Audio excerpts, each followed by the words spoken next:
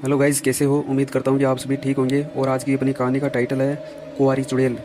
तो दोस्तों, कहानी स्टार्ट करते हैं।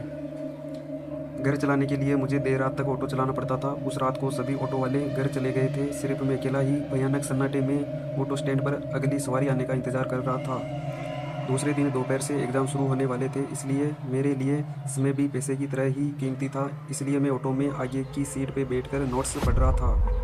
तभी अचानक मुझे एक नशीली महक ने अपनी ओर आकर्षित कर लिया। वह महक कहाँ से आ रही थी, यह जानने के लिए मैं ऑटो से बाहर निकलने ही वाला था। तभी मुझे पीछे से एक कोमल सी आवाज़ आई, बदलापुर गांव चलिए प्लीज़। अचानक से आने वाली इस आवाज़ से मैं चौंक गया था और पीछे मुड़ के देखा तो ऑटो में एक सुंदर सी सजी धजी लड़की बैठी थी। मैंने उससे पूछा, आप अंदर आकर कब बैठी? उसने कोई जवाब नहीं दिया।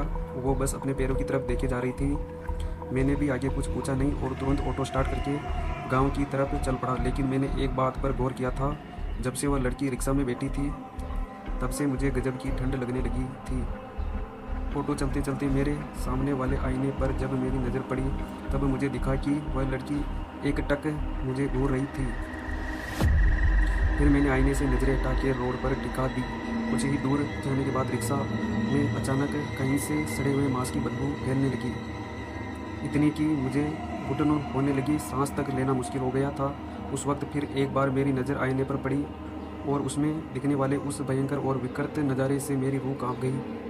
क्योंकि आईने में जो लड़की मुझे दिख रही थी वह एक दुल्हन के जोड़े में थी और उसका चेहरा आधा जला हुआ था, जिससे मांस के लोथड़े लटके हुए थे।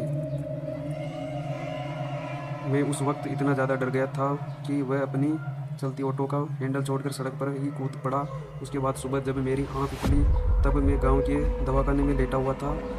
पास में मेरी माँ और कुछ गांव के बुजुर्ग बैठे हुए थे।